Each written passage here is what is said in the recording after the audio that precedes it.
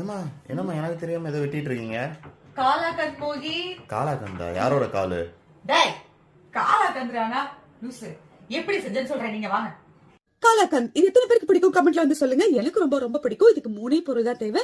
செய்யறது ரொம்ப ஈஸி, ஆனா செம்ம டேஸ்டா இருக்கும். முதல்ல ஒரு பேனை வச்சு ஒரு 150 கிராம் பால் பவுடர் போட்டுக்கலாம். கூடவே 200 ml கண்டென்ஸ்ட் மில்கையும் ஊத்திக்கலாம். அவ்வளவுதாங்க. இது ரெண்டையும் சேர்த்து அப்படியே கலந்துகிட்டே இருப்போம். நல்லா கலந்து மெல்ட் ஆகி வர நேரத்துல 200 கிராம் பன்னீரை இதுல நல்லா உதுத்து விட்டுணும். இதுல உதுத்து விட்டதுக்கு அப்புறமா அப்படியே 3யும் சேர்த்து கலந்துகிட்டே இருந்தோம்னா ஒரு பால்கோவா பதத்துக்கு திரண்டு வரும்.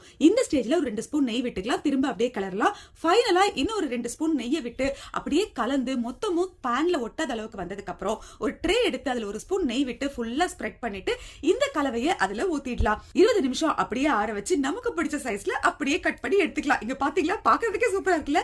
சாப்பிட்டு பார்த்தா செம்ம டேஸ்டா இருக்குங்க. இந்த வீக்கெண்டுக்கு காலாகந்த் ட்ரை பண்ணி பாருங்க.